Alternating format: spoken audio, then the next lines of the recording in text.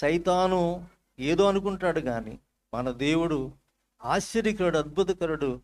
ఆయన సర్వాధికారి కాబట్టి మనల్ని ఎవరి చేతిలో పడకుండా దేవుడు మనల్ని సంరక్షించేవారు ఉన్నారు. యోనా గారిని తిమింగలం మింగేసింది, పెద్ద చేప. కానీ ఆ యోనా గారిని ఏమన్నా చేయగలిగిందా? ఇముడ్చుకోగలిగిందా? అరిగాడా, కరిగాడా, తరిగాడా? అలాగే ఉన్నాడు. ఇక ఏం చేసింది ఈ మత్స్యం అంటే, దేవుని సెలవు మేరకు ఎక్కడికి వెళ్ళాలో అక్కడికి వెళ్ళి కక్కేసింది అంతే. అలాగే సాతాను ఎంత మింగేసినా, ఎంత వాడు బంధించేసినా, పరిశుద్ధ గ్రంథంలో ఒక మాట, జకర్యా గ్రంథంలో ఒక మాట ఉంది, బంధకములలో ఉండి నిరీక్షణ గలవారులారా. కాబట్టి మనందరికీ శోధనలు ఉన్నాయి, శ్రమలు ఉన్నాయి, కష్టాలు ఉన్నాయి, ఎన్నెన్నో ఉన్నాయి. ఇన్ని ఉండగా మనం ఎలా సిద్ధపడగలం? అది మన ఆలోచన. కానీ సైతాను ఏమీ కూడా ఆటంకం చేయలేడు అన్న